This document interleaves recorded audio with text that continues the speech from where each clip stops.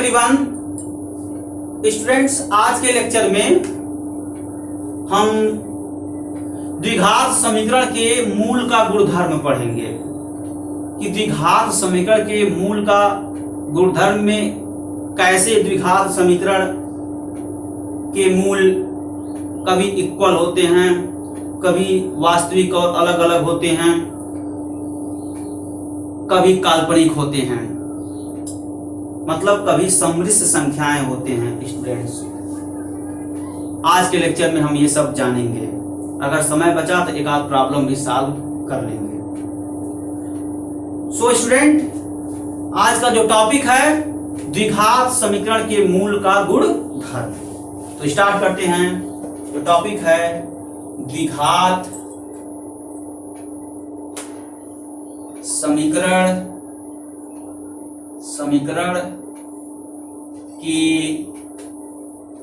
मूल की गुणधर्म।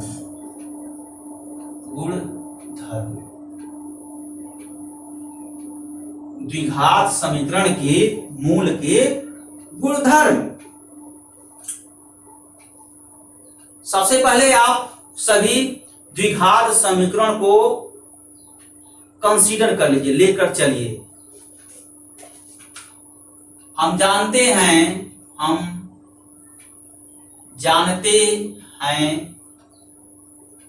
कि द्विघात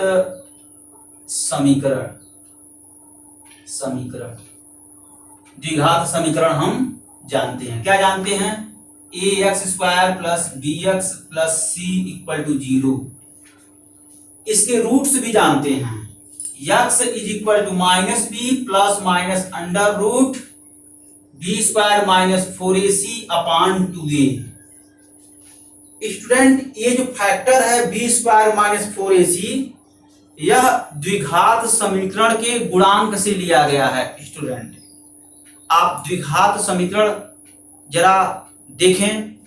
ax² plus bx plus c is equal to 0। तो x² का गुणांक a है, x का गुणांक b है और कांस्टेंट टर्म c है। तो आप देखें b² माइनस 4ac abc द्विघात समीकरण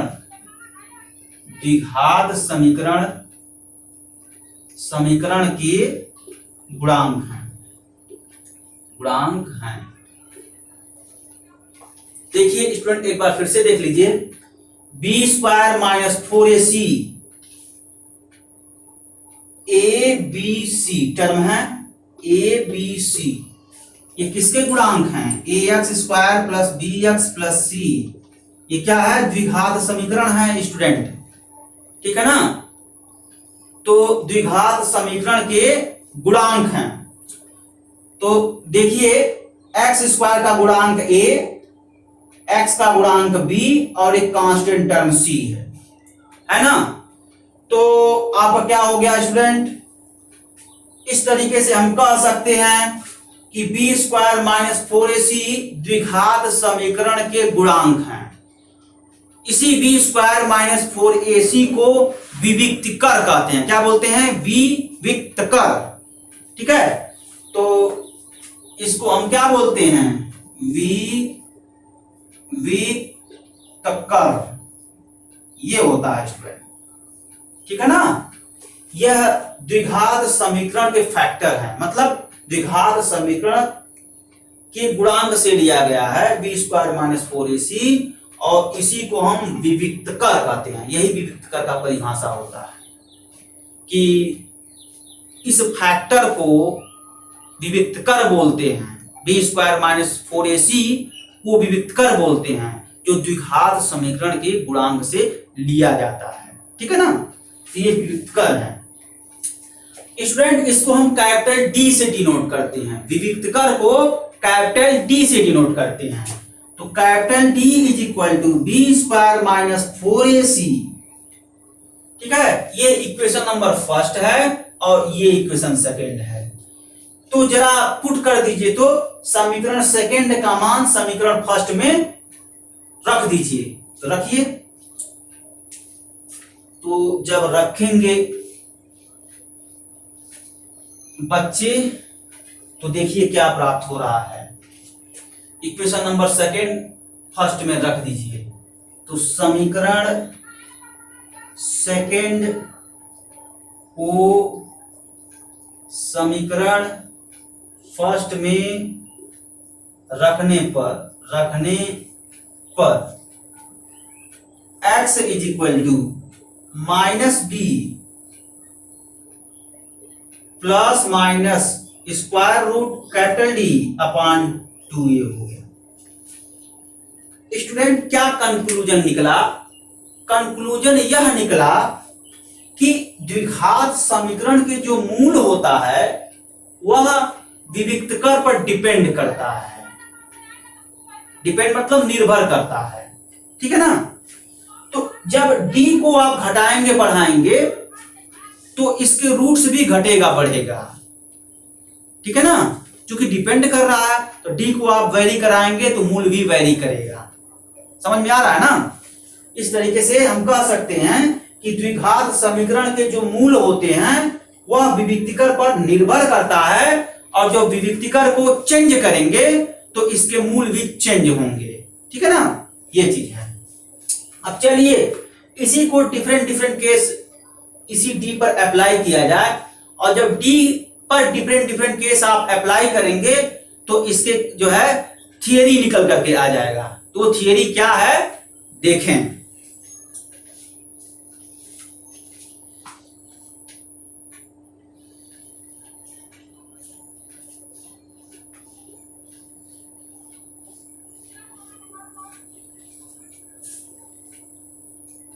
कौन सी थियरी है स्टूडेंट? पहला, यदि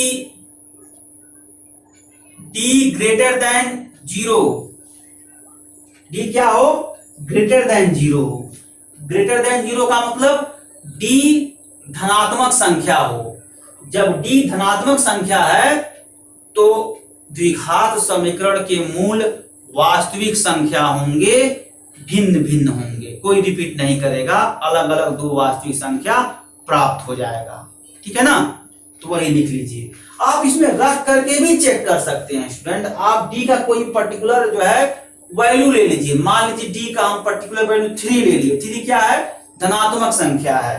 तो जब 3 लेंगे तो ये प्लस माइनस हो जाएगा। देखिए आप देख सकते हैं x is equal to minus B plus minus under root 3। हम d का मान 3 ले लिए, ग्रेटर देन 0 है ना।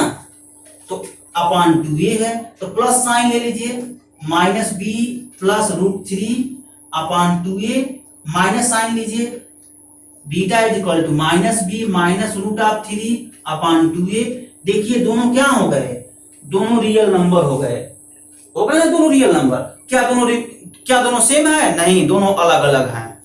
तो इसी चीज को हम थियरी देते हैं कि जब d ग्रेटर देन 0 है तो द्विघात समीकरण के मूल वास्तविक संख्या होंगे और अलग अलग होंगे, ठीक है। इसी को वर्ड में लिख दीजिए। तो स्टूडेंट्स हम लिख सकते हैं द्विघात समीकरण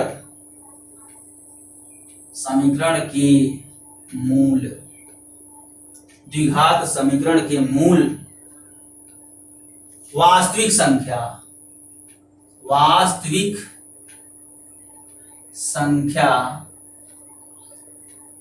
होंगे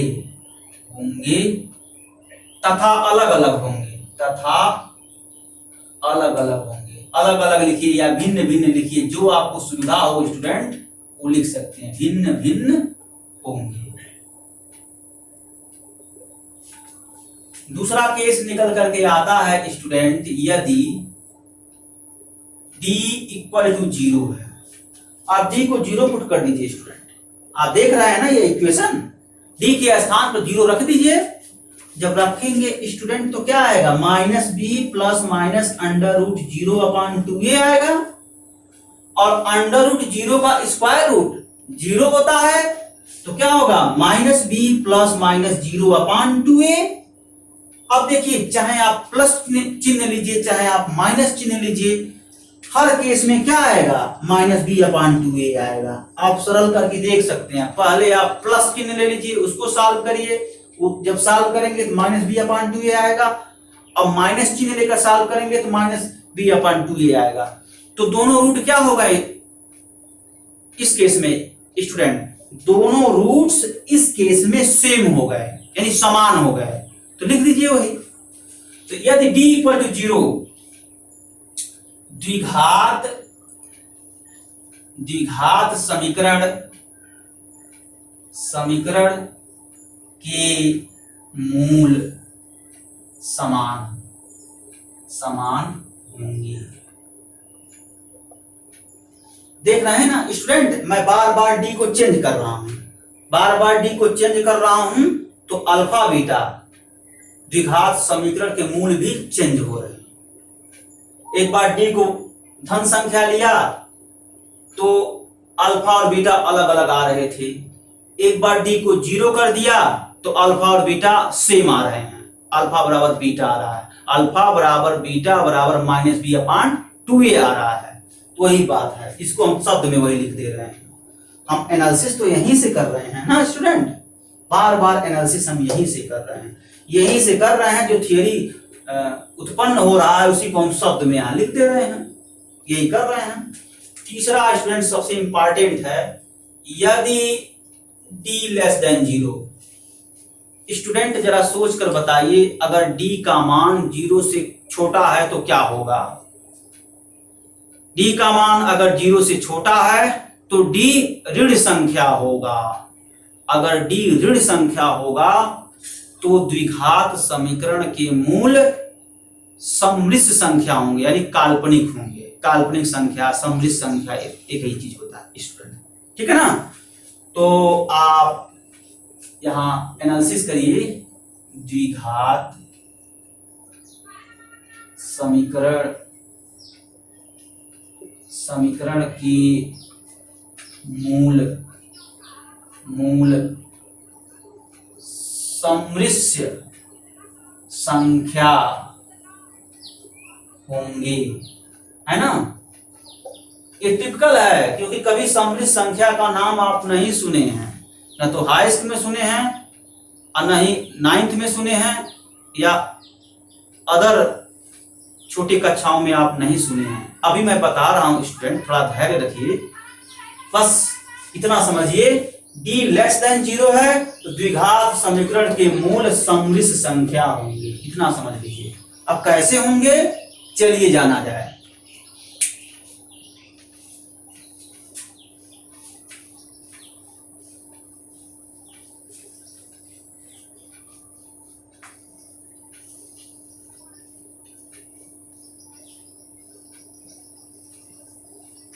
तो स्टूडेंट्स आप जानते हैं x = -b ± √d/2a, ये आप जानते हैं, और यहीं से एनालिसिस कर दीजिए। अब देखिए हम एनालिसिस कर रहे हैं, यही चीज आपको समझ में नहीं आता है। जो चीज समझना चाहिए वो चीज आप लोग नहीं समझते हैं, बस केवल प्रॉब्लम पर फोकस करते हैं। किसी तरीके से हम प्रॉब्लम सॉल्व कर लें, उसके थियरी पर ध्यान आप नहीं देते हैं स्टूडेंट। आपसे रिक्वेस्ट है उसके थियरी पर ध्यान दीजिए। अगर थियरी अच्छे से समझ जाएंगे तो प्रॉब्लम क्या, आप 1-2 प्रॉब्लम अच्छे से सॉल्व कर लेंगे तो उस पर बेस्ड आप अनेकों प्रॉब्लम सॉल्व कर सकते हैं। बस अर्थ थियरी आपको समझ में आना चाहिए। यहां समझिए स्टूडेंट, चूंकि d <0 तो d एक ऋण संख्या है, ठीक है ना, यानी d इज निगेटिव नंबर। जब d का मान 0 से छोटा ले लेंगे तो d निगेटिव नंबर है। अब बताइए स्टूडेंट, d के कितने निगेटिव नंबर बनेंगे, बता पाएंगे, बताइए d के कितने निगेटिव नंबर बनेंगे। तो इसका उत्तर यह हुआ स्टूडेंट, d के अनंत निगेटिव नंबर बनेंगे। डी के अनंत ऋण संख्या बनेंगे। तो अब ये इन जनरल हो गया कि नहीं हो गया? इन जनरल हो गया। आपको यह समझना है कि जब डी 0 से छोटा होता है तो द्विघात समीकरण के मूल कॉम्प्लेक्स नंबर होते हैं, यानी सम्मिश्र संख्या होता है। ये समझना है। तो यह समझने के लिए स्टूडेंट हम पर्टिकुलर कोई वैल्यू दे देंगे, किसका? डी का। तो जब आप ये जान रहे हैं डी निगेटिव नंबर होगा तो आप कोई एक निगेटिव नंबर मान लीजिए। तो माना कि d is equal to -y, ठीक है ना, मान लीजिए। और इसी में सब्स्टिट्यूट कर दीजिए और इसको गुणा भाग करिए, यानी सरल कर दीजिए। तो x is equal to -b plus minus under root -y upon 2a, x is equal to -b plus minus under root -1 into y upon 2a. This is also written as -b plus minus under root -1 into y upon 2a. Student आप square root का property पढ़े हैं। Square root को हिंदी में करणी बोलते हैं। करणी का गुणधर्म आप जानते हैं। दो नंबर का गुणा है AB, AB का स्क्वायर रूट है, क्या जानेंगे student? Under root A into under root B होता है, ठीक है ना, ये होता है। तो इसी प्रॉपर्टी को यहां लगा दीजिए स्टूडेंट, ये अंडर रूट होता है, छूट गया हमसे।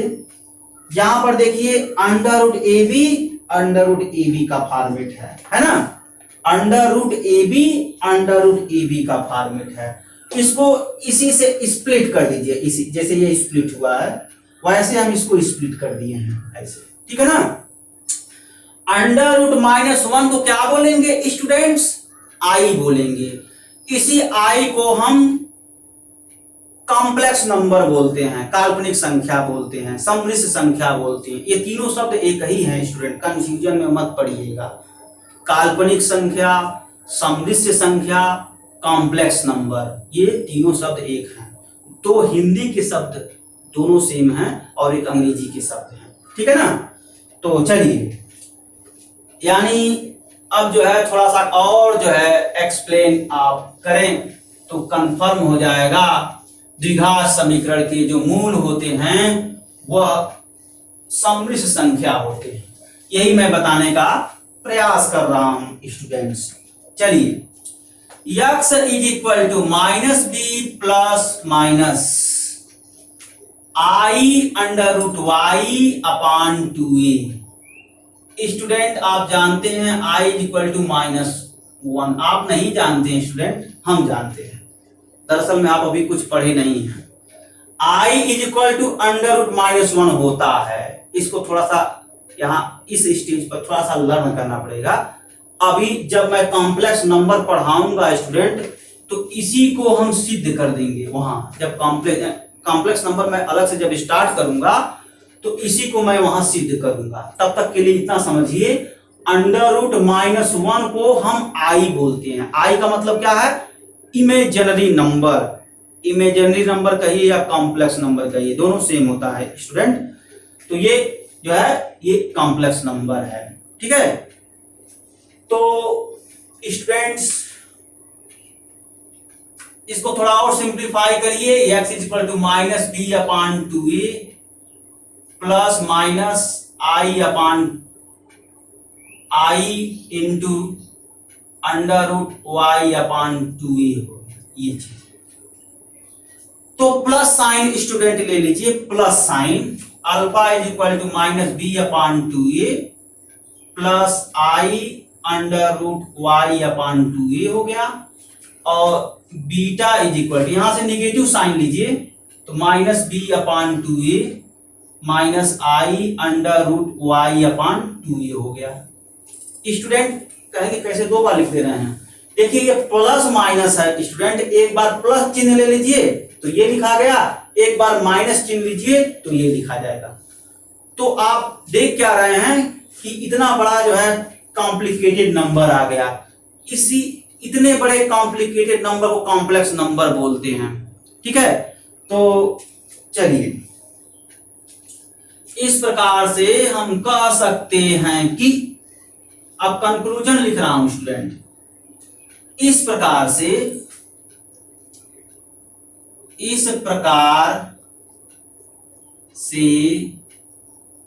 हम कह सकते हैं कि यदि d लेस देन 0 हो तो द्विघात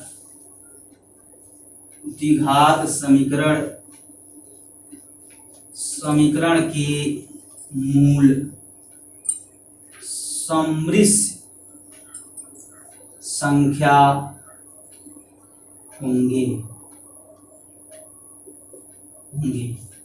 ठीक है ना। अभी भी आप लोगों को समझ में नहीं आता होगा क्योंकि सम्मिश्र संख्या के बारे में आप ABCD भी नहीं जानते, और आपके मन में ये होगा कि सर इसको कैसे सम्मिश्र संख्या बोल रहे हैं, इसको कैसे सम्मिश्र संख्या बोल रहे हैं, क्योंकि आप सम्मिश्र संख्या का परिभाषा नहीं जानते हैं। अब जब मैं परिभाषा बताऊंगा तो एकदम कॉन्सेप्ट आप लोगों का क्लियर हो जाएगा। तो आप हेडिंग डालिए सम्मिश्र संख्या।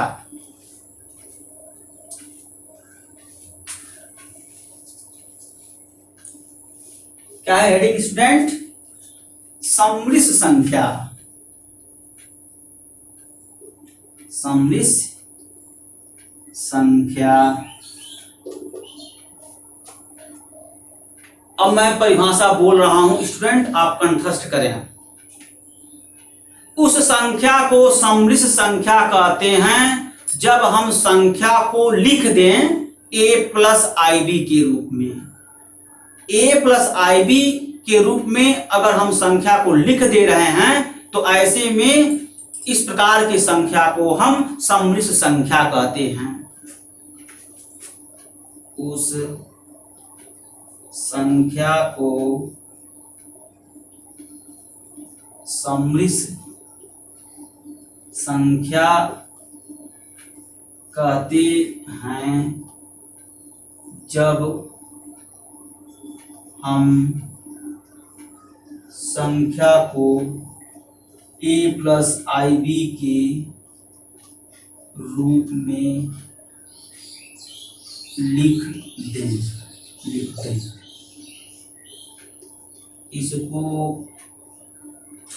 इसको हम C से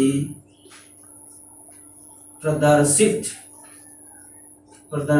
करते हैं। तो C is equal to a plus IB such that AB belong real number, है ना स्टूडेंट।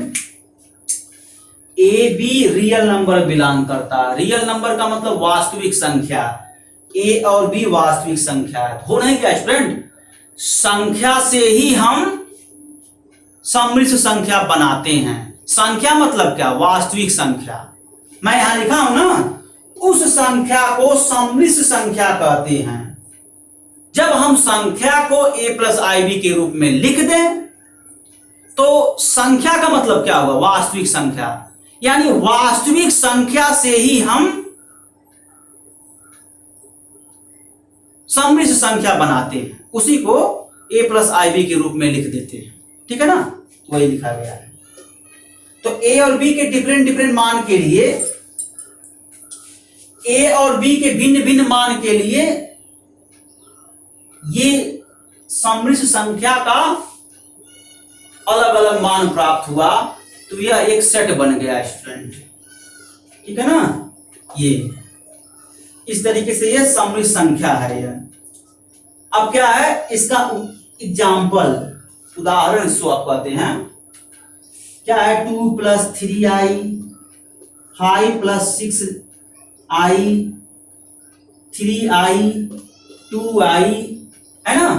अब देखिए स्टूडेंट 3i को क्या लिख सकते हैं? 0 प्लस अब कहते हैं कि अभी अभी कहे हैं कि a प्लस आई बी के रूप में लिख दिया जाए, और यहां तो 3i a plus I B के रूप में है, ये नहीं है। नहीं स्टूडेंट, आप देख नहीं पा रहे हैं, ये 3i जो है a प्लस आई बी के रूप में ही है। कैसे देखिए, 3i कैन बी रिटेन है 0 प्लस 3i। देखिए a 0 है, b 3 है, तो a प्लस आई बी का रूप हो गया, नहीं हो गया? तो इस तरीके से ये 3i क्या है, कॉम्प्लेक्स नंबर है स्टूडेंट्स, ये चीज।